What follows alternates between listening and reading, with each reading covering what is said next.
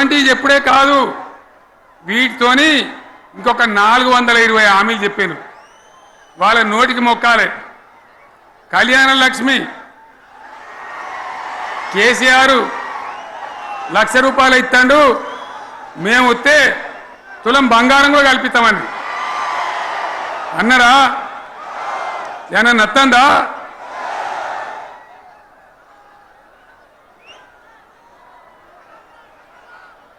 ఇక హామీలు ఇచ్చుడు కాదు, పెద్ద పెద్ద బుక్కులు వంచి ఊరూరికి పంచారు. సిగ్గులేక ఊళ్ళ పంట తిరిగి బాండ్ పేపర్లు రాసిచ్చారు. బాండ్ పేపర్లు ఇంటింటికి తిరిగిండ్రు. చెప్పిండ్రా? చాలా మంది అడిగిండ్రు. మరి మీరు అడ్డగోలు చెప్తున్నారు, అడ్డం పొడుగు చెప్తున్నారు, ఎటువంటి అడ్డ చెప్తున్నారు, యాడికెళ్ళి ఇస్తారా భయ అని అడిగిండ్రు. పేపర్ వాళ్ళు అడిగిండ్రు. ఇప్పుడు ఆర్థిక మంత్రి ఉన్నాయన టీవీలలో చెప్పిండు, ఆయన ఇస్తాం, చేసి చూపిస్తాం, మాది పేద పార్టీ, 120 ఏళ్ళ అనుభవం ఉన్న పార్టీ, మమ్మల్ని మించిన సిపాయిలు లేరు అని ఒకటి జబ్బలు తరిచే, ఒకటి మెడలు తరిచే డైలాగులు కొట్టి మేము ఇచ్చేస్తామన్నారు. ఇచ్చిండ్రా? ఇయ్యలే.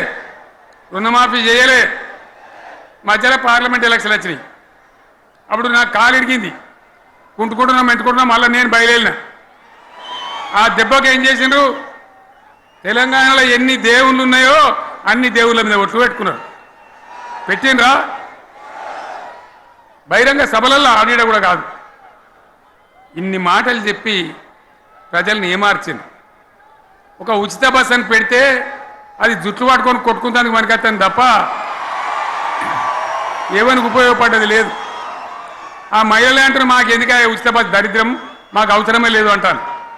అటువంటి ఒక్క పథకం పెట్టి ఇక ఇప్పుడు మళ్ళీ పెద్ద నోరు పెట్టుకొని వాళ్ళే మాట్లాడతారు.